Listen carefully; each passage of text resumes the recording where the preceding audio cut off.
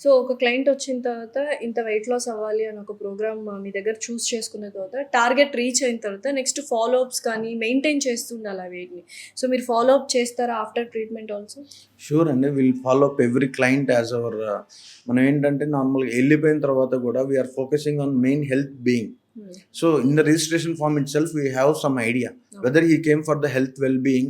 Most of the 90% of the clients అనేది ఇప్పుడు 40-60 age ఎరా వేరు. హ్మ్. ఏజ్ గ్రూప్ ఏంటి ఎట్లా ఉంటదంటే 40-60 ఏజ్ గ్రూప్ అనేవాళ్ళు they will come for only health purposes. అవును.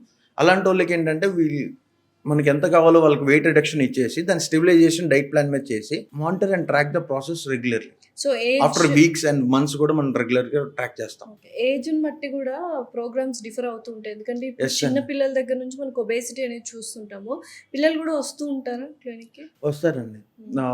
Actually will give the treatments is from 18-65 years of age we okay. Can follow the treatments. Okay. But ఎవరైతే పిల్లలు చాలా ఈ రోజున జంక్ ఈటింగ్ అవును. ఎక్కువైపోయింది. హ్మ్. మానిటర్ స్క్రీనింగ్ చూస్తాం, నార్మల్‌గా తింటాం, అట్లా ఎక్కువైపోయింది. బింజ్ ఈటింగ్ ఎక్కువైపోయింది. హ్మ్. అలాంటోళ్ళకి ఏంటంటే will sort out the diet plan and remedies to cut out the junk foods and help in the normal nutrition encompasses అట్లా చేస్తాం ఉంటాం. And will refer to the specialist also.